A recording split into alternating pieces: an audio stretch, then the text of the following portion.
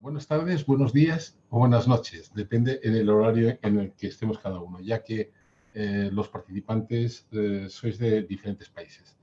Sobre todo, daros la bienvenida por asistir a la sesión y presentarme. Mi nombre es José Luis Contreras, soy el presidente de la norma referencial internacional de SG900 y soy la persona que os va a acompañar durante esta presentación. Espero que en estos 60 minutos que podamos estar os pueda dar una visión lo suficientemente clara y concreta de lo que aporta la SG900 en el sector de la consultoría. Va dirigido este seminario para profesionales que ya ejercen en el tema de consultoría. Esto es, a la hora de ponerlo en valor, es importante debido a que lo que vamos a ver es ya una capa superior a lo que estamos acostumbrados a ver o incluso a lo que estamos acostumbrados a realizar. En estos momentos en que se produce la situación en la que estamos tan ocasionalmente en nebulosa o negativa, vamos a ver cómo podemos aprovechar esta situación para, haciendo acto de coherencia y responsabilidad, fortalecernos y renovarnos para estar preparados para salir de ello. Sabemos que la diferencia entre todos entramos en un momento determinado en una situación de crisis prácticamente al mismo tiempo, pero la salida no es al mismo tiempo. Por lo tanto, lo que marca más la diferencia son los recursos. Esto es el factor o el principal punto en el que vamos a tener como eje vertebral durante toda la sesión. Bien, vamos a empezar por el apartado de decir quién.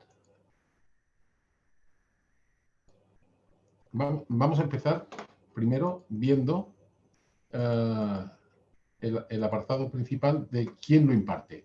¿Quién imparte la certificación SG900? Bueno, la imparte Plan Innova. ¿Qué es Plan Innova? Plan Innova es un clúster en el que participan diferentes empresas, diferentes sociedades, diferentes entes y que tiene como objetivo el realizar programas de transformación y certificación de directivos bajo la norma SG900. ¿Qué entendemos por competencia profesional? Eso es un apartado importante porque lo que estamos hablando es de una certificación profesional internacional.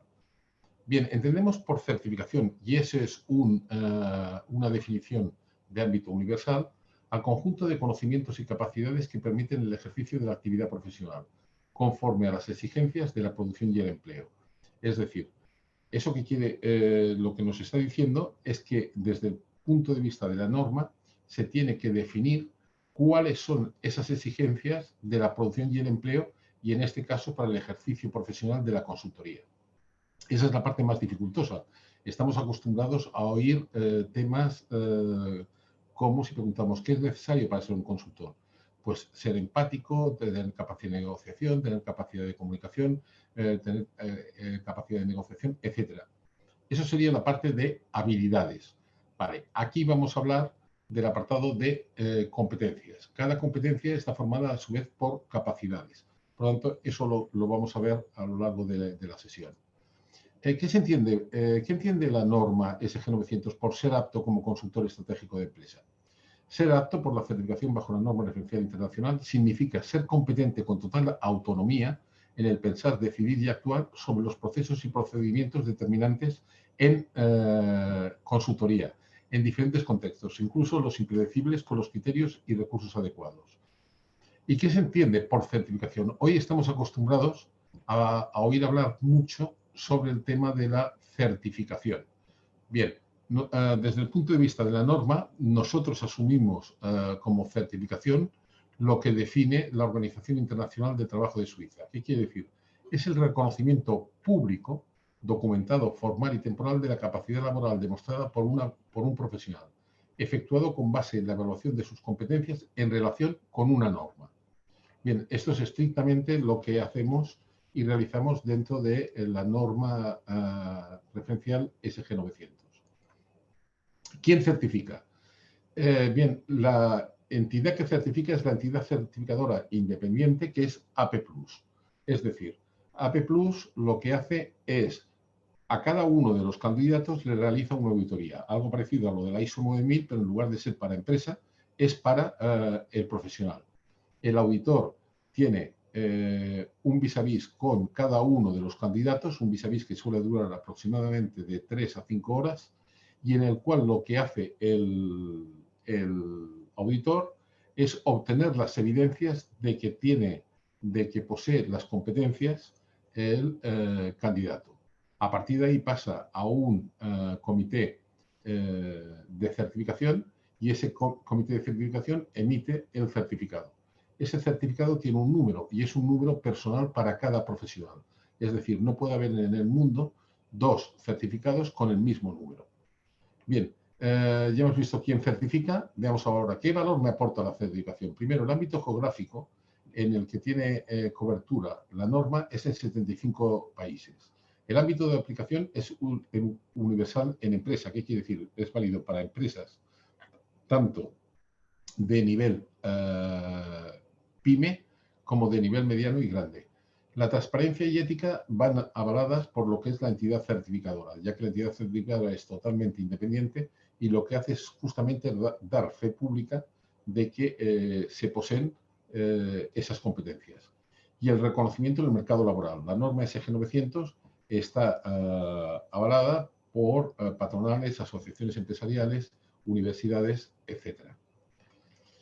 ¿Qué cobertura me aporta la certificación? Aquí tenemos dentro de los 75 países que están divididos en los diferentes continentes, en Europa, en América, en Asia, en África, en Oriente Medio, en Oceanía, etcétera. Con lo cual tiene un amplio, en un mercado global, tiene también un reconocimiento global.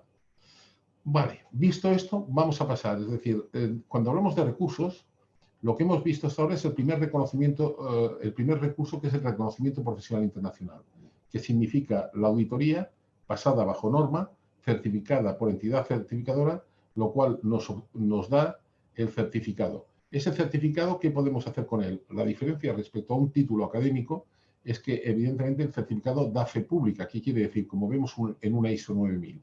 Lo podemos utilizar en las tarjetas, lo podemos utilizar en la página web, lo podemos utilizar en cualquier tipo de acción que nos interese presentarlo. Por ejemplo, si cogemos LinkedIn como la gran red social de profesionales, pues vemos que hay un apartado que pone qué certificaciones poseemos.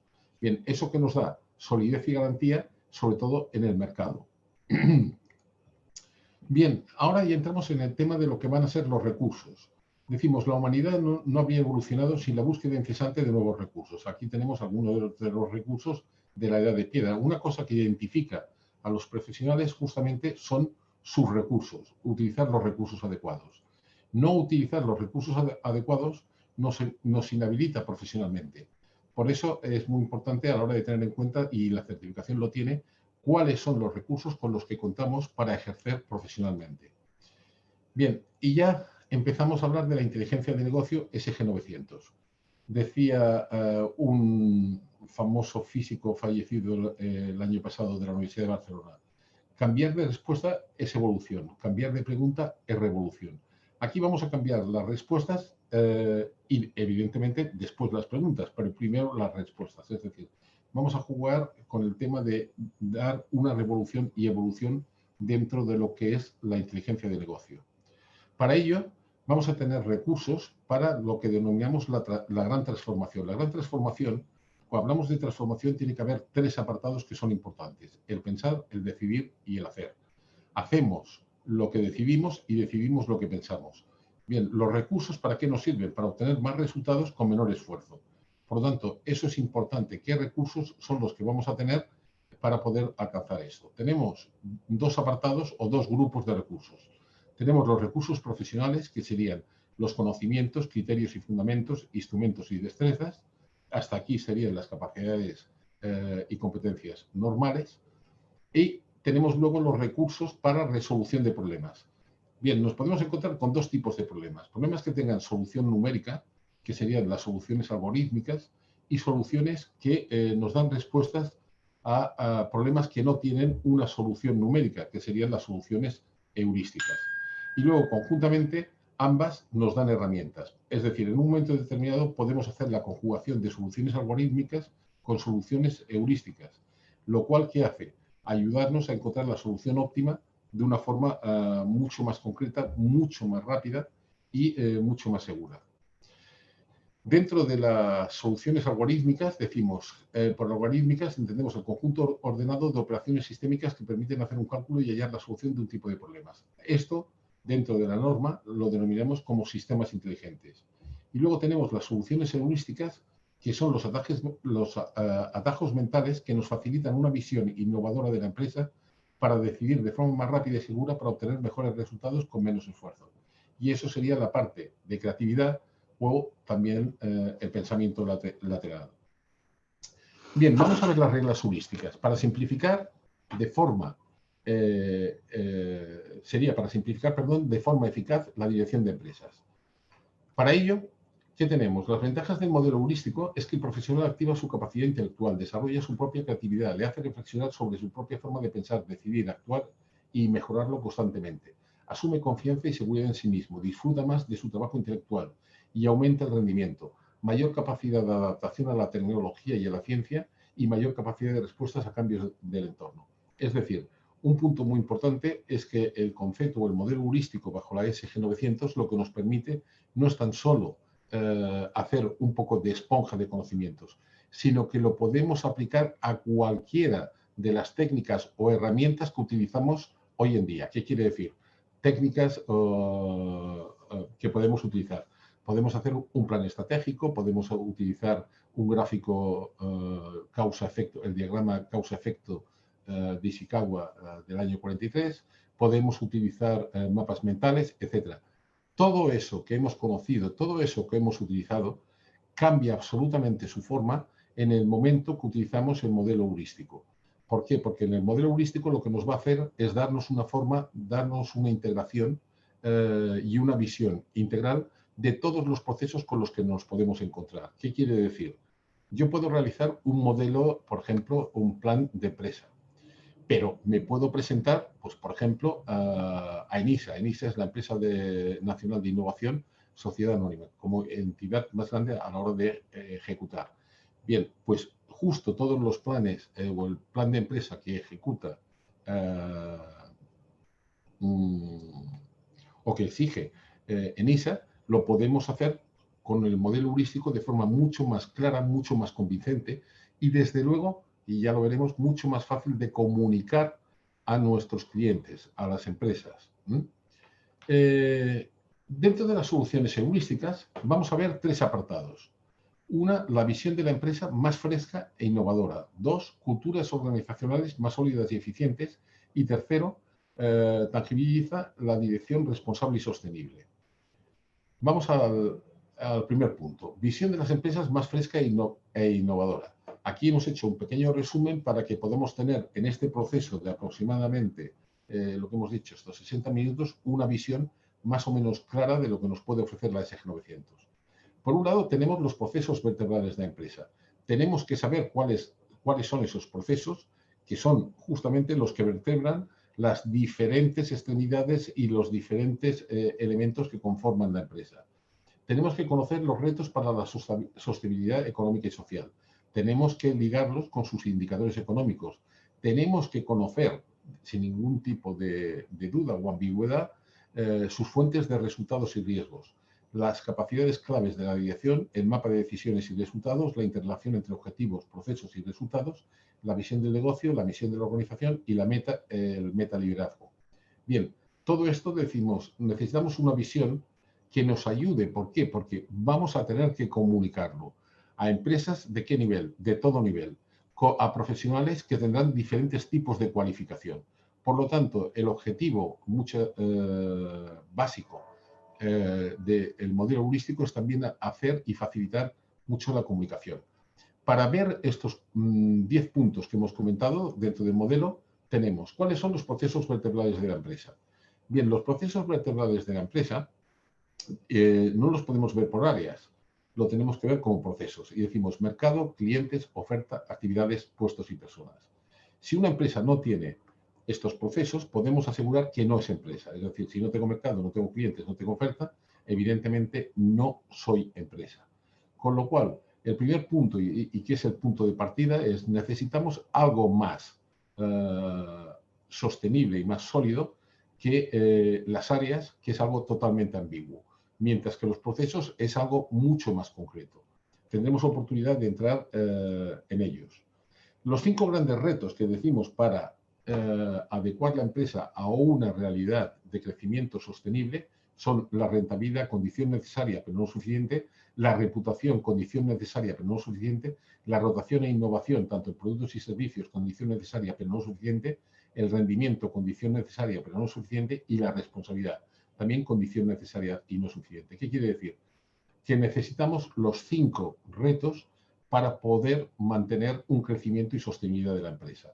Eso significa que vamos a trabajar con retos sostenibles versus objetivos cortoplacistas. Bien, el mapa de decisiones y resultados. Aquí lo tenemos de una forma muy sintetizado y vemos los 2 grandes ejes, sobre todo en el ámbito de la consultoría, que son los resultados y las decisiones. Bien, los resultados y las decisiones se mueven en esos 4 cuadrantes. Lo que es la cultura empresarial, lo que son los indicadores económicos, lo que son los procesos críticos y los que son las competencias directivas. La cultura empresarial va por el enfoque organizacional, que son esos retos que hemos comentado, que son la rentabilidad, reputación, rotación, rendimiento y responsabilidad. Los indicadores económicos son demanda, cifra de negocio, costes directos, gastos generales y gastos de personal. Como veis, cogemos lo que son los indicadores más estándares a nivel mundial y a nivel de la historia, que sería una cuenta de explotación o una cuenta de resultados simplificada. Ahora bien, la cuenta de resultados, analizándola sola, ¿qué nos dice? Pues, como dice un viejo dicho, nos dice, todo el mundo te dirá por dónde no tenías que haber pasado cuando el carro lo tienes hundido en el fango. Necesitamos algo más que esté relacionado.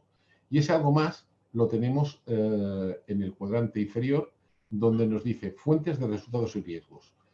Todas las fuentes de los resultados y riesgos de toda empresa van en estos aspectos que hemos comentado antes, que es la columna vertebral: en el mercado, clientes, oferta, actividades y control, puestos y personas. A estos procesos los denominamos los procesos críticos. Esos procesos críticos, ¿a qué nos obligan? A que tenemos que tener capacidades claves, que serían nuestras competencias directivas en ámbitos de planificación, organización, gestión, control y mejora. ¿Y eso para qué? Para conseguir, y volvemos a la cultura empresarial. Vemos aquí un poco, de forma resumida, cómo estamos integrando lo que son los retos a nivel de la organización, lo que son sus indicadores, lo que son las fuentes o determinantes para sus causas y lo que son las capacidades. Cuestión absolutamente esencial para poder hablar de competencia profesional.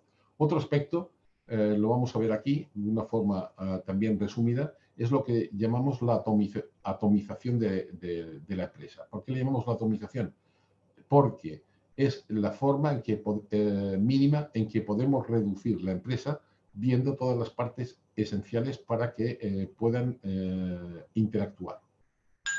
Aquí vemos en las esferas, como veis, que pone mercado. ¿Qué quiere decir?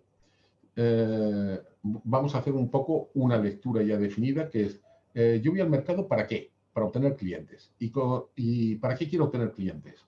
Porque quiero obtener rentabilidad. Los clientes, ¿cómo los obtengo? Con la oferta. ¿Y con eso qué obtengo? Reputación. La oferta, ¿cómo la realizo? Mediante actividades y control. ¿Y con esto qué tengo? La rotación e innovación. Las actividades, ¿cómo las genero? A través de una definición de puestos y de procedimientos. ¿Y con eso qué tengo? La racionalización. ¿Y los puestos quién los ocupan? Las personas. ¿Con eso qué tengo? El rendimiento. Y las personas son las que nos ayudan a llegar al mercado. Con eso que tenemos, la responsabilidad. Bien, vemos aquí cómo está integrado el proceso de causa-efecto en el cuadrante que hemos visto anteriormente. Pero fijaros que luego están los rectángulos. ¿Los rectángulos qué quiere decir? El mercado que nos va a dar nuestra participación y demanda. Los clientes que nos van a dar la cifra de negocio, la oferta que nos va a dar los costes directos del producto, las actividades que nos van a dar los gastos generales y los puestos y personas, los gastos de personal directo. Con lo cual, ahora los estamos uniendo directamente al tema de del proceso a nivel de los de integración de los indicadores. Veis que en la parte derecha pone competitividad y en la parte izquierda pone productividad. Es decir, personas, puestos y actividades significarían los factores de productividad, mientras que mercado, clientes y oferta serían los factores de competitividad. ¿Qué quiere decir? Mercado, clientes y oferta no no dependen de nuestra mano, sino que dependen de forma externa. La oferta, decimos, ¿por qué depende de la oferta de forma externa? Porque aunque nosotros no variemos la oferta, la va a variar la competencia, con lo cual la oferta que esté en el mercado no va a depender exclusivamente de nosotros. Bien, y veis que al final en las dos esquinas aparecen dos cuadrados azules. En la esquina derecha aparece la palabra visión y en la esquina inferior izquierda aparece la palabra misión. Bien, vamos a hacer la interpretación que afortunadamente bajo la SG 900 dura un minuto, que es explicar qué es la visión y la misión. Muy sencillo, para la SG 900 la visión es el enfoque del negocio. Vale, estamos acostumbrados a oír hablar y ver en Internet diferentes explicaciones sobre la visión o la misión, ¿no? La razón de ser o las expectativas de ser. Aquí lo vamos a definir de una forma mucho más concreta. La visión se compone de tres grandes componentes, que son el mercado, los clientes y la oferta. Y la misión se compone de las actividades, los puestos y las personas. Por tanto, aquí tenemos uno de los grandes problemas que nos encontramos en las empresas y el porcentaje en el que nos encontramos con las empresas, a pesar de que en consultoría los tres factores fundamentales son ingresos, costes y gastos. Aquí vamos a hablar de otro tema de factor que es, sea la empresa que sea, esté en el continente que sea y tenga la innovación que tenga, nos vamos a encontrar que el mercado, los clientes y la oferta cambian. Eso quiere decir que la visión, que es el enfoque que tiene la organización, se va a mover. ¿En qué porcentaje podemos afirmar que eso se va a cumplir? Bien, eso lo podemos afirmar en un 100%.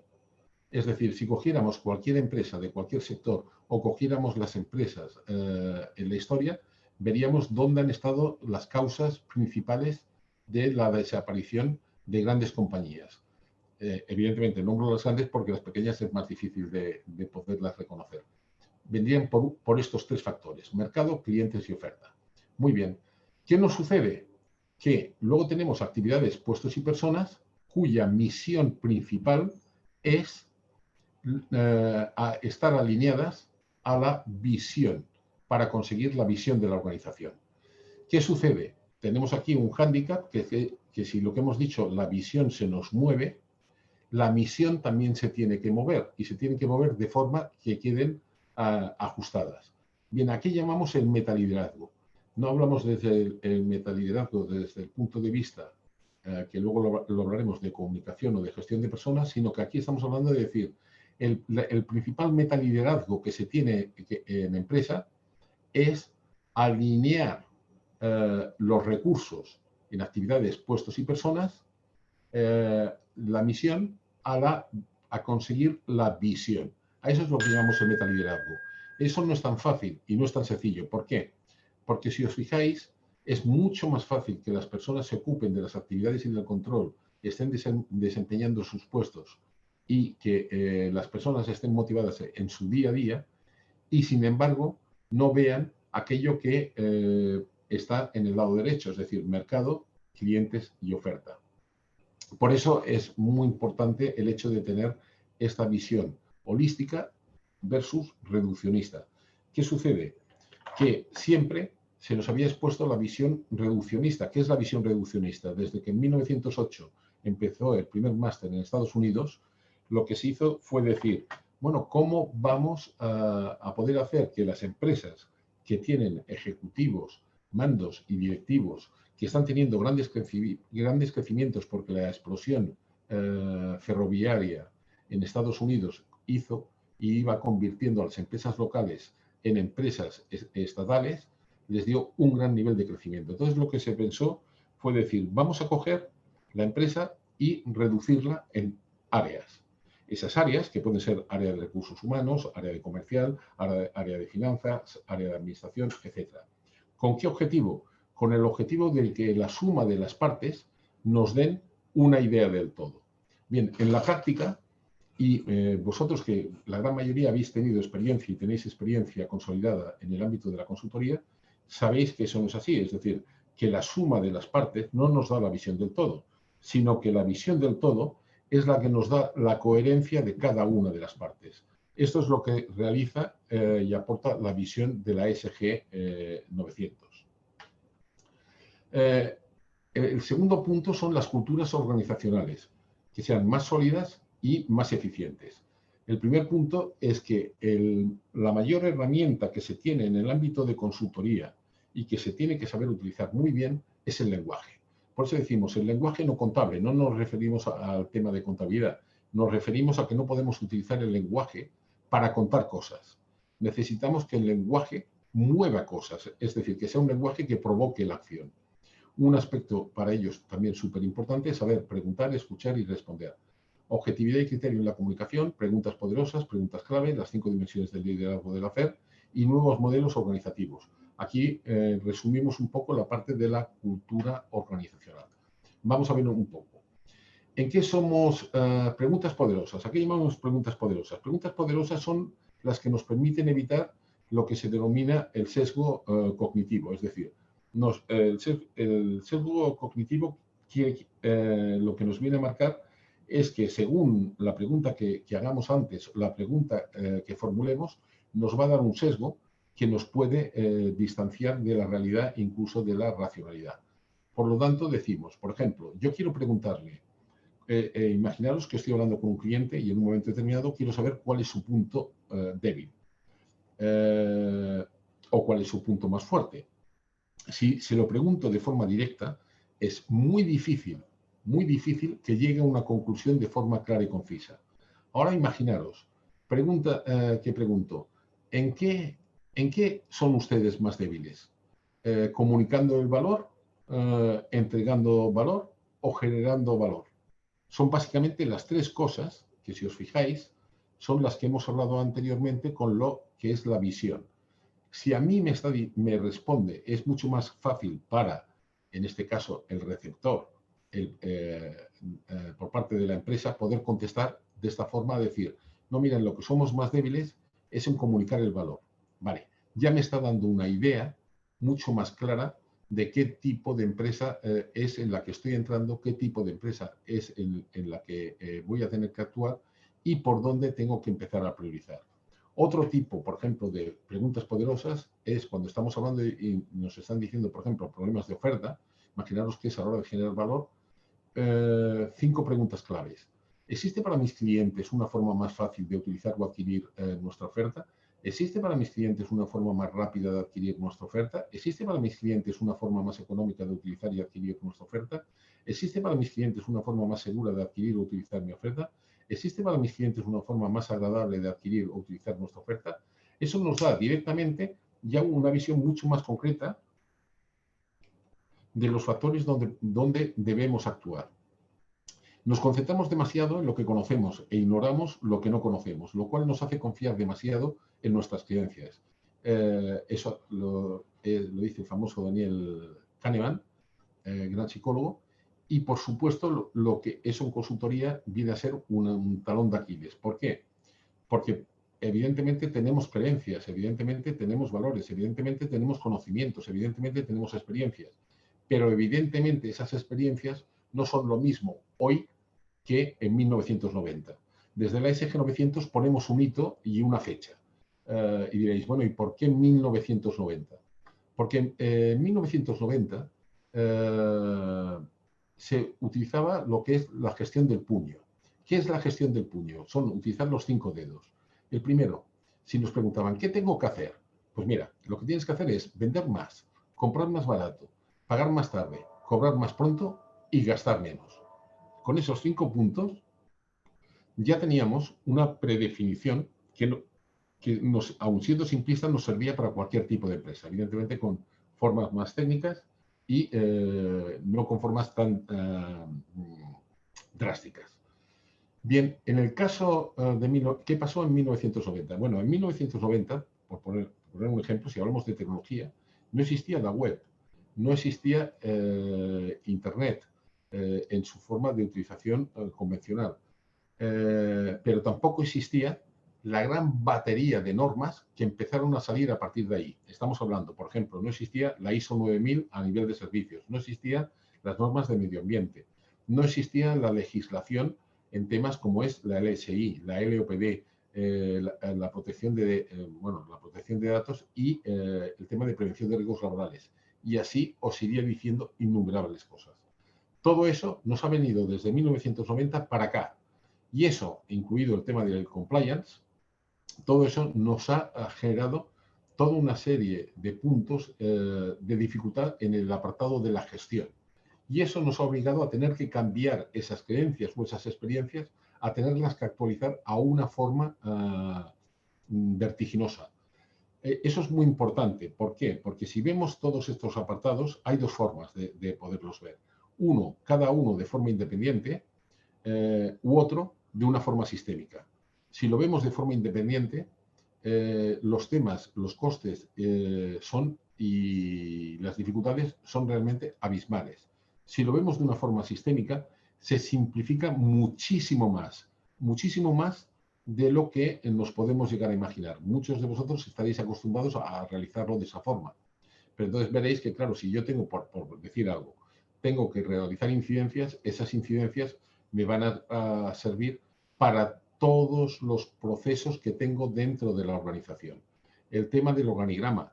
Muchísimas empresas utilizan un organigrama para calidad, un organigrama funcional, otro organigrama para protección de datos, etcétera, etcétera, etcétera. Al final se encuentran en un verdadero follón que hace que el tema de la gestión ocupe un segundo valor. Y luego hablaremos de ese tema también desde el punto de vista organizacional.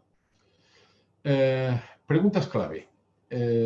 La gente de éxito se caracteriza porque sabe preguntar. El saber preguntar nos da como resultado mejores respuestas. ¿Y eso qué quiere decir? Si sé preguntar y obtengo las respuestas adecuadas, tengo prácticamente el problema medio planteado. Y cuando digo el problema, la solución al problema medio planteada. Aquí hemos dicho antes, ¿cuál es el eje vertebral? Mercado, clientes, oferta, actividades, puestos y personas. Aquí vemos preguntas claves para cada uno de los procesos vertebrales de la organización. Y lo tenemos a este nivel, que sería el nivel supra, o lo tenemos luego bajando de niveles por el mercado. Lo cual hay que pensar en el tema de las preguntas. Decimos, ¿cuál es el éxito de Google? Es que responde y no pregunta. Si preguntara, el número de personas dentro de Google sería muchísimo menor. Bueno, aquí tenemos las preguntas que hemos dicho a nivel de mercado, lo tenemos a nivel de clientes, lo tenemos a nivel de oferta, lo tenemos a nivel de actividades y control, lo tenemos a nivel de puestos y lo tenemos a nivel de personas. En cada uno de los procesos bajando un primer nivel. Podríamos seguir bajando así diferentes niveles hasta llegar a los 3.200 factores para poder controlar dentro de la organización. Otro aspecto también clave es dominar las 5 dimensiones del liderazgo del hacer. ¿Cuáles son esas 5 dimensiones? Mi hacer, básico. Pero también necesito orientar el hacer de quién, de mis colaboradores. Pero después necesito influir en el hacer de quién, de mis partners, de mis clientes, de mis proveedores, de los cuales yo ya no tengo jerarquía directa. Después de mi hacer, tanto de mi hacer, de los colaboradores, de los partners o clientes, necesito gestionar ese hacer. Y luego necesito mejorar ese hacer. Hacer, como ya sabéis, es realizar una actividad que comporta un resultado. Por lo tanto, nos estamos jugando ahí gran parte de los resultados en dominar esas 5 dimensiones. Otro apartado también fundamental es la dedicación de la atención. Toda persona y toda organización tiene un nivel de atención limitado. ¿Qué quiere decir? Que el nivel de concentración es básico. Por lo tanto, dentro de la norma se aconseja de una forma explícita que estén cubiertos lo que es la columna vertebral. Eso, por ejemplo, cuando Steve Jobs volvió a Apple, fue uno de los puntos que hizo. No puedo tener reuniones con 25 personas. Yo tengo que tener un equipo suficientemente reducido. Es un poco como la norma, por ejemplo, existente en los cuadros de mando, ¿no? No aconseja tener más de 15 factores de control. Bien, pues aquí nos pasa lo mismo. Si yo tengo una persona que es responsable del mercado, ya colgaré los departamentos debajo, otra de clientes, otra de oferta, otra de actividades y control, otra de puestos y personas, con 5 personas podría estar controlando lo que estoy realizando a nivel mundial. Da igual que estemos hablando de una multinacional, como si es de una empresa pequeña, donde se pueden tener uno o dos sombreros. Pero lo que no puedo hacer es empezar a generar áreas o departamentos absolutamente subjetivos que a la hora de comunicar un cambio de estrategia o a la hora de cambiar determinados comportamientos, actitudes, procesos o procedimientos, tenga que tocar a 200 personas para poder poner eso en marcha.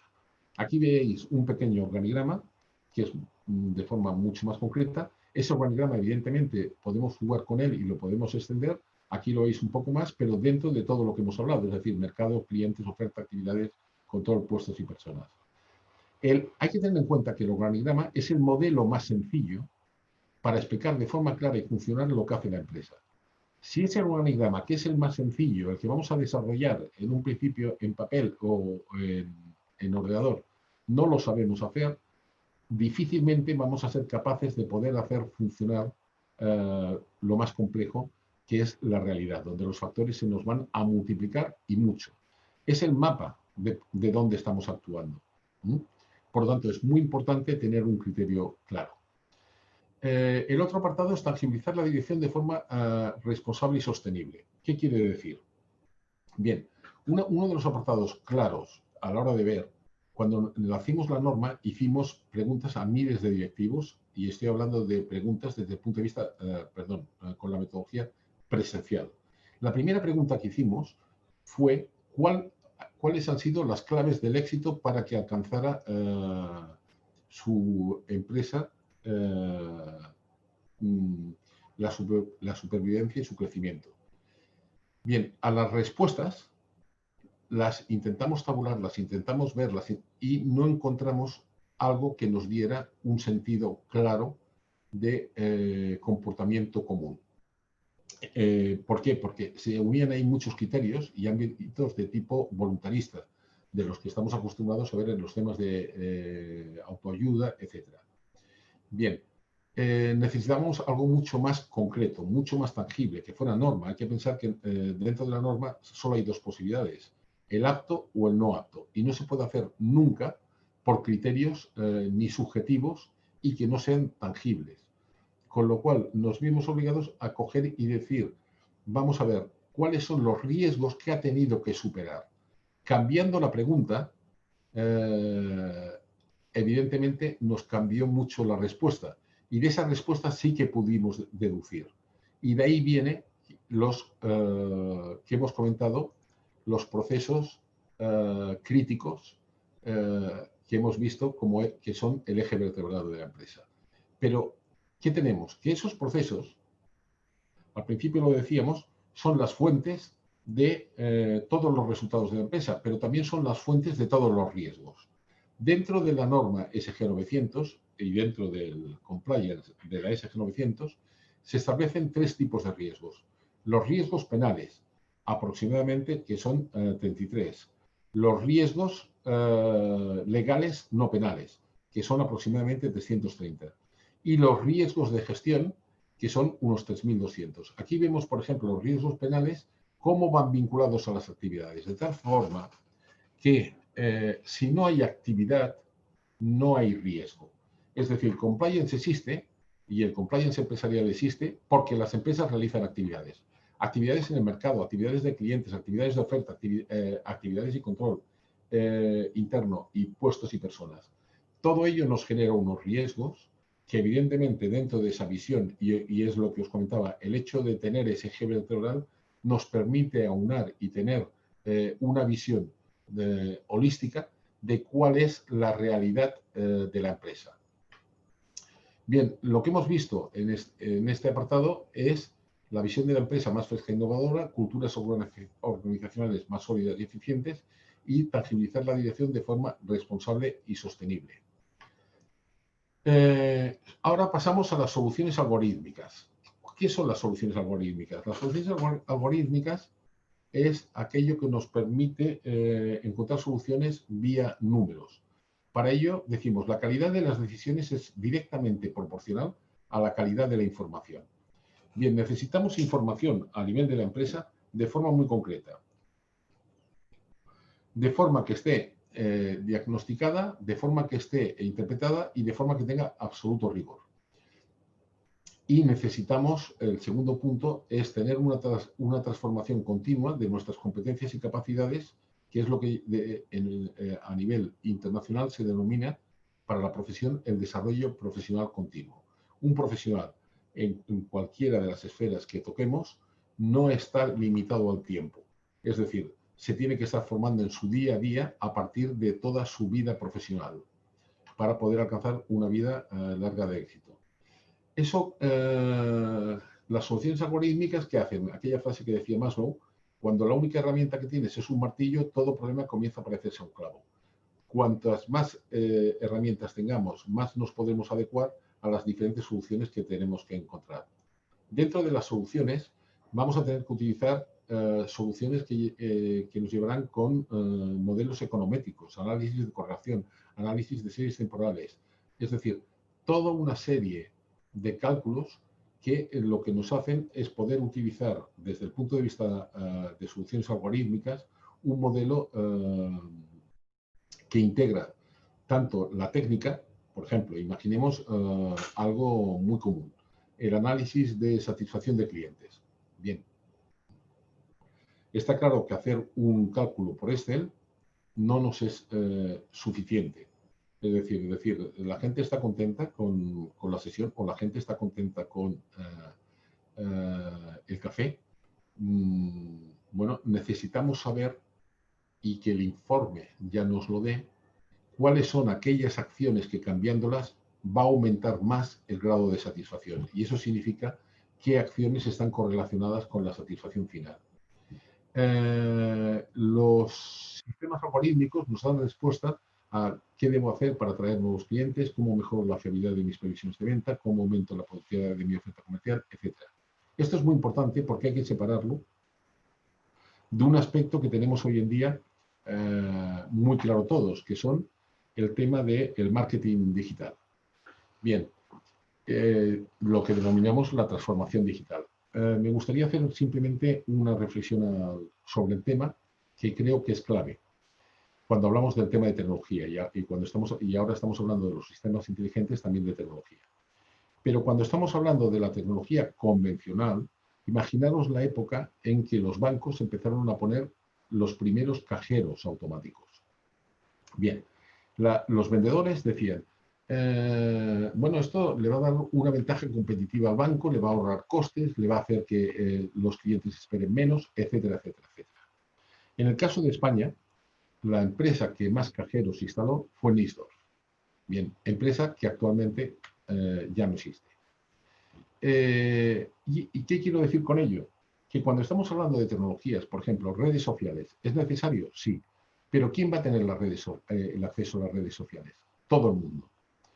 Con lo cual, ¿qué quiere decir? Va a haber proveedores especializados en decir, me encargo de hacerte de community manager, me encargo de hacerte promociones de AdWords, me encargo de hacerte situaciones de posicionamiento en web. Pero eso cada vez va a ser, más económico, porque va a haber mucha más gente que utilice herramientas que cada vez son más estándar. Por lo tanto, donde tenemos que aportar nosotros valor como consultores es donde está el valor añadido, el valor diferencial. Y el valor diferencial va a estar en utilizar esas capas de producto, pero utilizarlos con valor añadido, utilizarlo con un valor diferencial realmente importante. Es decir, es más fácil para una persona que tenga experiencia en marketing saber cómo se mueve, pues por ejemplo, una campaña en LinkedIn, que para un experto en LinkedIn saber cómo se mueve lo que es el marketing a nivel de alto nivel y de alta comunicación. Por lo tanto, me refiero, hemos de separar ahí esos puntos a la hora de poderlo ver. Tenemos, cuando hablamos de la información como de calidad, fundamento para generar decisiones de calidad, tenemos que hablar de la eficiencia en el rigor, costes y tiempos en la obtención de la información, en el análisis y diagnóstico de la información, en la interpretación de la información y en la conversión de la información. ¿Y eso qué significa y dónde lo tenemos que aplicar? Lo tenemos que aplicar para todos aquellos procesos críticos que hemos visto anteriormente. Es decir, que si yo me estoy encontrando con un problema de mercado, tengo que tener soluciones para poder cuantificar y poder ver y poder llegar a soluciones concretas a cuál es el nivel de información que necesito. Bien, para ello tenemos los sistemas inteligentes para la toma de decisiones, tenemos auditorías inteligentes, tenemos sistemas inteligentes para la planificación y tenemos sistemas de coach desde el punto de vista directivo para poder acompañar y motivar a las personas implicadas. Un ejemplo. Vamos a hablar, por ejemplo, dentro de mercado. Tenemos que saber cuál es nuestra posición competitiva. Nos es importante o es interesante saber también el posicionamiento en Internet, pero tenemos que saber por qué nos compran a nosotros, por qué compran a la competencia, cómo puedo ahorrar, dónde debo invertir, son adecuadas mis inversiones, estoy invirtiendo en exceso, estoy invirtiendo en defecto, qué atributos son los que debo tener en cuenta. Bueno, eso, un posicionamiento de productos y marcas nos lo da de forma muy concreta. Ahí es un análisis multifactorial, es de los temas matemáticos más difíciles que hay y, por ejemplo, realizar un posicionamiento competitivo de empresa viene a ser aproximadamente de un orden entre los 20.000 y los 30.000 euros a precio de mercado convencional.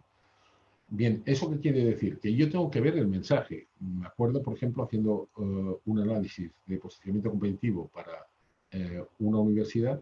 Sabéis que las universidades, el momento crítico que tienen es cuando tienen que hacer publicidad. ¿Por qué? Porque se gastan muchísimo dinero en el ámbito publicitario. Bueno, ¿de ahí qué salió? Pues uno de los temas que llamó más la atención a los responsables fue que el profesorado no era determinante para un alumno a la hora de inscribirse en la universidad. ¿Por qué? Porque un alumno no consideraba que los profesores de cualquier universidad fueran no competentes. Con lo cual, el decir, tenemos profesores súper competentes, etcétera, etcétera, etcétera, no valía. De ahí que sacamos los factores que eran importantes. Esos factores que eran los importantes y sacamos el atributo más importante para los alumnos, es lo que luego sí se puede distribuir a nivel de redes sociales, se puede distribuir por Internet, se puede distribuir en mensajes de comunicación, etcétera, etcétera. Otro apartado es cómo realizar un plan estratégico. La norma SG 900 tiene el sistema dividido en 12 fases. Podemos realizar un plan estratégico de empresa. Como siempre, la técnica es la del embudo, es decir, de lo más ambiguo a lo más concreto. Tenemos el análisis de entorno, el análisis del sector, es decir, yo puedo realizar todo eso sin tener que preocuparme ni del formato, ni de los gráficos, ni de los cálculos. Ya me lo va a hacer todo el sistema. Y luego, una vez que me lo ha realizado, evidentemente tengo un ahorro de tiempo y de costes importante y luego la seguridad de que no me he olvidado ningún detalle en concreto. A partir de aquí, el sistema me dice, el informe para qué lo quieres, el plan para qué lo quieres. ¿Lo quieres para presentarlo a un banco? ¿Lo quieres para presentarlo a un proveedor? ¿Lo quieres para presentarlo a un accionista? ¿Lo quieres para tu consejo de dirección? ¿Lo quieres para la toma de decisiones? Es decir, nos permite reflejarlo y adaptarlo según las necesidades. Una vez hecho esto, el sistema, una vez que hemos contestado a todas las preguntas, nos emite un informe con gráficos, eso sí, integrados y con todo cuantificado, de aproximadamente unas 80 páginas. No cabe que os diga que por cualquier sistema tradicional, realizar un informe a ese nivel de detalle en 80 páginas tiene un coste en tiempo bastante elevado. Pero no tan solo en eso, sino que también nos exige un nivel de atención muchísimo más alto. Otro apartado, por ejemplo, es el tema de satisfacción de clientes, como comentábamos. Cuando sabemos que la ecuación básica para cualquier tipo de empresa es que las percepciones superen o igualen como mínimo a las expectativas. Bien, ¿Qué tenemos aquí? Un sistema experto de medición y análisis de expectativas y percepciones, con lo cual directamente nos dice, nos genera un cuadrante donde nos dice cuáles son los clientes que han tenido mayor percepción y los enlaza con sus expectativas, con lo cual nos da un foco de acción en donde debemos actuar de forma más inmediata. Y además todo eso nos lo cuantifica. Eso a nivel de clientes. También nos permite evaluar las ofertas competitivas. ¿Qué quiere decir? Podemos analizar la gestión de los clientes en virtud a las ofertas que hemos obtenido o podemos analizar cómo estamos actuando con los clientes antes de que estos tomen las decisiones. Esto también es un análisis de correlación, se nos divide en 11 puntos, que son los factores, por una serie de segmentos. A partir de aquí, el sistema nos da respuesta y nos dice qué aspectos de nuestra competitividad de oferta son débiles. Otro apartado también básico es que la empresa es un proceso cuantitativo que requiere de procesos cualitativos. ¿Qué quiero decir con ello? Que cuando un juez determina la mortalidad de la empresa, lo hace por factores cuantitativos. Y cuando se nos asigna, por ejemplo, en un proceso concursal, la responsabilidad o si es fortuito el concurso, lo va a hacer también por factores cuantitativos. Tenemos que saber cuantificar. El sistema también da herramientas y algoritmos para poder analizar análisis temporales en cuestión de minutos. Y nos lo hace con un rigor, como veis abajo, del 95 al 68% con los diferentes intervalos. Eso que nos ayuda en que podemos jugar a partir de tener unos históricos, poder tener resultados a corto plazo sobre los resultados previsibles. Es imposible poder realizar una planificación de tesorería, una planificación de recursos o un plan de empresa si no tenemos una mínima visión de las previsiones. Otro apartado es conocer y dominar la gestión de actividades. El sistema nos permite o nos da la SF900 aproximadamente, para que os hagáis una idea, unas 500 auditorías inteligentes. Ahora vamos a hablar de la auditoría integral inteligente de la empresa. ¿Qué hace? Analizarnos las actividades y ver cuáles son los puntos fuertes, los puntos débiles. Podemos analizarlo en un momento determinado, a poner las acciones correctivas que vamos a desarrollar y volver a hacerla al cabo de 6 meses y nos dará un sistema de evolución directa. Otro apartado, por ejemplo, es evidentemente el simulador económico-financiero. Podemos entrar en el balance, cuenta de resultados, podemos hacer los 3 tipos de simulación, es decir, simulación base cero, que decía, donde pongo, por ejemplo, gastos 50, pues voy a poner ahora 200, o lo puedo hacer en horizontal, es el año pasado tuvimos 200, voy a incrementarlo un 15%, o lo podemos hacer en forma horizontal, que es, dependiendo de las ventas, me supone un 10%. Estos serían los 3 factores. Puedo simular con ello, con lo cual puedo generar diferentes escenarios. También el sistema nos permite poder hacerlo de forma cualificada o de forma no cualificada. ¿Qué quiere decir? Imaginemos que voy a hacer o a entregar un informe económico financiero a un cliente. Si ese cliente tiene muy buena formación, puedo pedir que el informe sea preparado para personas que ya están cualificadas, con lo cual es mucho más resumido. Si la persona no tiene conocimientos, le puedo pedir un informe extenso, con lo cual me genera un informe de prácticamente más de 100 páginas, donde todo lo que da el informe lo da explicado, para que una persona absolutamente neófita en el ámbito de finanzas lo pudiera entender. Aquí tenéis algunas de las preguntas que responde el simulador económico financiero.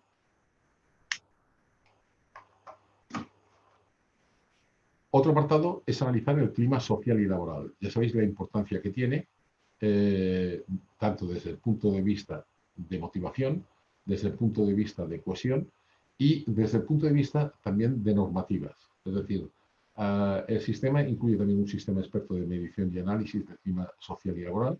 Tenemos los diferentes estándares internacionales para poderlos incorporar. Podemos generarlos también bajo nuestro propio criterio y nos permite poder realizarlo también de una forma sencilla, rápida y en cuestión, iba a decir de minutos, pero no serían 5 minutos, algo más, pero sí que de forma muy rápida y rigurosa. Bien, también nos ayuda Como veis aquí, es simplemente una valoración de agregados que nos permite ver cómo podemos analizar de forma rápida y objetiva la situación de la organización ante el cambio.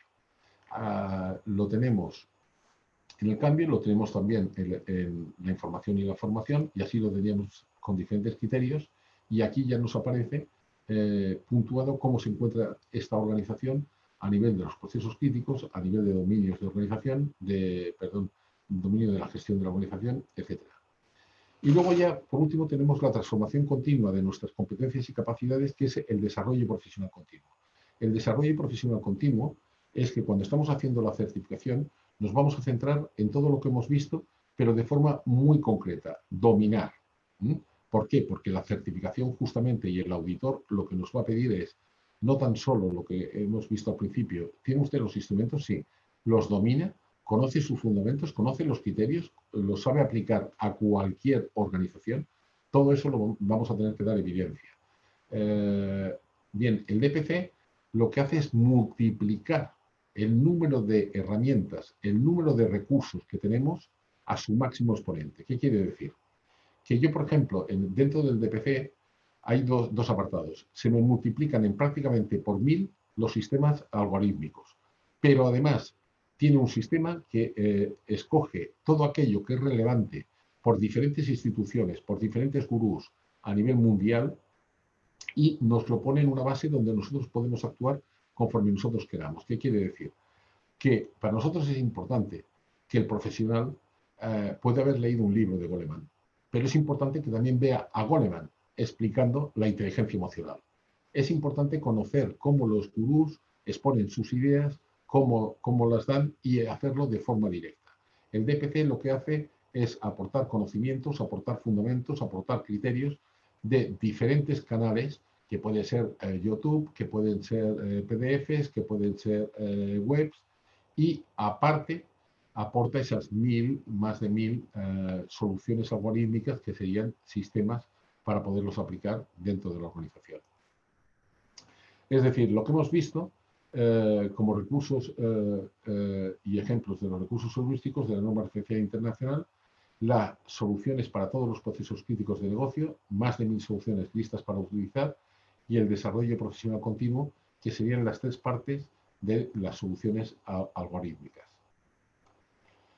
¿Qué se intenta evitar? El efecto del búho, de la fábula del búho. ¿Sabéis aquello del búho? La cigarra que se pasa todo, la cigarra y la hormiga, la cigarra que se pasa todo el verano cantando, llega al invierno y las hormigas no le dejan entrar al hormiguero para poder comer.